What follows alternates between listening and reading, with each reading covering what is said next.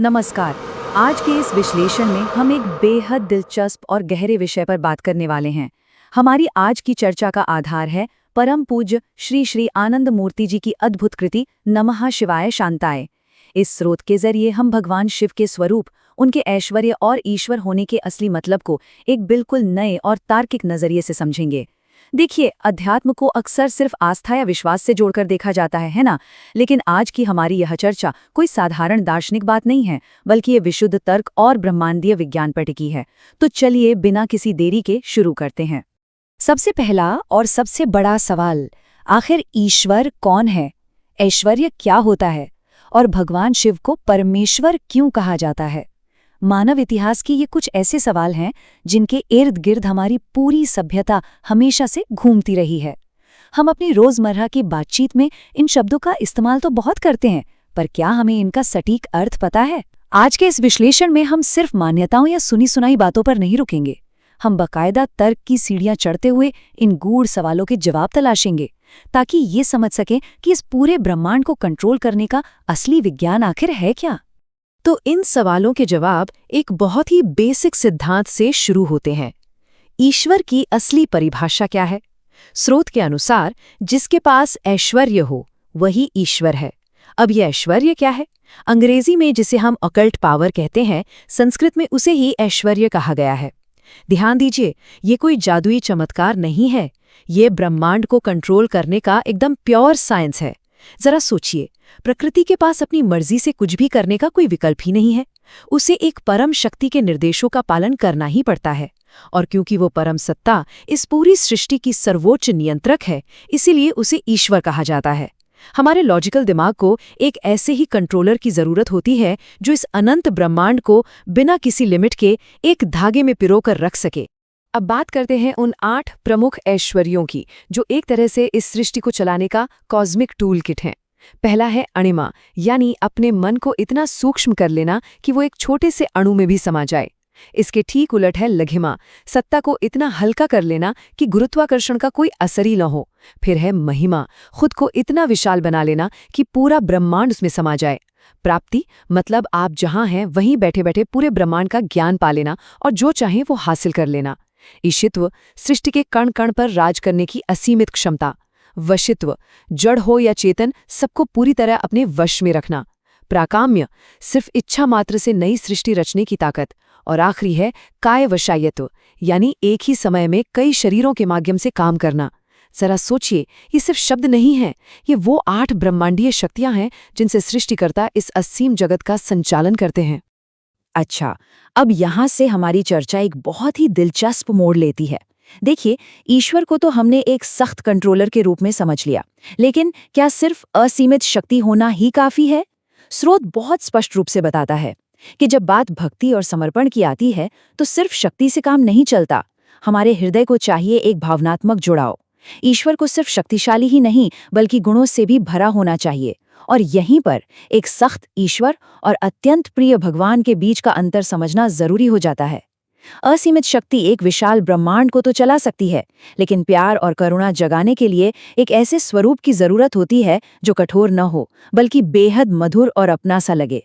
तो फिर ये भगवान शब्द आखिर आया कहाँ से? शास्त्रों में कहा गया है भगवान एव ईश्वरः। इस भग शब्द को बहुत ही सटीक तरीके से समझा जा सकता है। इसका मतलब है 6 दिव्य गुणों का एक बहुत ही रेयर कॉम्बिनेशन। चलिए इन्हें गिनते हैं। पहला, ऐश्वर्य, वही 8 शक्तियां जिनकी हमने अभी बात की। दूसरा, वीर्य, सृजन की वो अदम्य ताकत जो कभी खत्म नहीं होती। तीसरा, यश, शानदार कामों की वजह से पूरे ब्रह्मांड में फैलने वाली परम कीर्ति। चौथा, श्री, एक ऐसा जादुई आकर्षण जो सबको अपनी तरफ खींच ले। पांचवां, ज्ञान, सर्वोच्च ज्ञान, जहां कुछ भी अज्ञात न रहे। और छठा है वैराग्य, इस अनंत सृष्टि का स्वामी होते हुए भी उससे पूरी तरह से अनासक्त रहना। इन 6 अद्वितीय गुणों का जो परफेक्ट मैथमेटिकल टोटल है ना, और जो इनका अधिष्ठाता है, वो ही भगवान है, बिल्कुल सटीक और पूर्ण। ये सारी बातें हमें एक बेहद खूबसूरत और कोमल एहसास की तरफ ले जाती हैं। नारद भक्ति सूत्र का एक बहुत ही प्यारा उदाहरण है, स ईश्वर अनिर्वचनीय परम प्रेम स्वरूपः। इसका सीधा सा मतलब है कि वो सर्वोच्च सत्ता अवर्णीय है, उसे शब्दों में बांधा ही नहीं जा सकता। और उसका असली स्वरूप क्या है? साक्षात प्रेम। इतनी सारी शक्तियां, ज्ञान और कंट्रोल के बावजूद उस परम सत्ता का जो अंतिम रूप है वो एक छलकते हुए अनंत प्रेम का है। वो सत्ता इतनी प्रेममयी है कि सिर्फ उसे याद करने भर से हृदय में प्रेम की धारा उमड़ पड़ती है। ये शानदार ढंग से हमें दिखाता है कि कैसे ब्रह्मांड की सबसे बड़ी और असीम शक्ति अंततः एक असीम प्रेम में जाकर ही विलीन हो जाती है। अब तक की ये चर्चा आपको शायद थोड़ी दार्शनिक और अमूर्त लग रही होगी, तो चलिए इसे इतिहास के एक ठोस बिंदु से जोड़ते हैं। आज से लगभग 7000 साल पहले का समय। स्रोत हमें बताता है कि इसी कालखंड में इस धरती पर एक सरल मानव के रूप में एक दिव्य चेतना प्रकट हुई। इस ऐतिहासिक उपस्थिति को हम शिव या सदाशिव के नाम से जानते हैं। ये कोई किताबी विचार नहीं था, ये उस अमूर्त दर्शन का भौतिक दुनिया में साक्षात अवतरण था। दर्शन अब सिर्फ ग्रंथों में नहीं था, बल्कि वो इतिहास के पन्नों में उतर आया था। एक ऐसा समय जब परम चेतना ने इंसानी शरीर धारण किया, समाज के बीच रहना शुरू किया और उसे एक नई दिशा दी। और इसी के साथ हम इस विश्लेषण के सबसे अहम पड़ाव पर पहुंचते हैं। देखिए, सदाशिव कोई साधारण व्यक्तित्व नहीं थे। हमने अभी जिन 8 ऐश्वर्यों और 6 दिव्य गुणों की गहराई से चर्चा की है ना, वे उन सभी के एक परफेक्ट और निर्दोष अवतार थे। जरा कल्पना कीजिए, एक ही भौतिक शरीर में पूर्ण शक्ति, पूर्ण ज्ञान और असीम प्रेम का ऐसा अद्भुत और अद्वितीय समाहार। यही वजह थी कि उस प्राचीन काल के लोगों ने जब उनके कार्यों को महसूस किया तो उन सभी कड़े पैमानों को पूरी तरह से साकार होते देखा।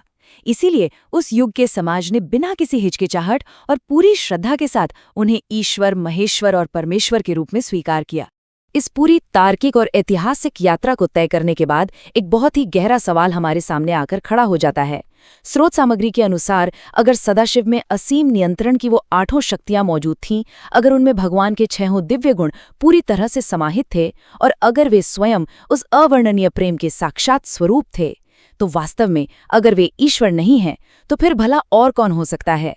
इसी विचारोत्तेजक प्रश्न के साथ हमारा आज का यह गहन विश्लेषण यहीं समाप्त होता है। इन दार्शनिक पैमानों और ऐतिहासिक तथ्यों पर हमें गहराई से विचार करना चाहिए, क्योंकि यह ज्ञान सत्य की हमारी खोज को एक बिल्कुल नई और तार्किक दिशा प्रदान करता है। चंद्रशेखर सर्वगुणों में जन्मिते, पिनाकपाण नमो नमस्ते, वज्रकठोर कुसुमधोरक, पिनाकपाण नमो नमस्ते।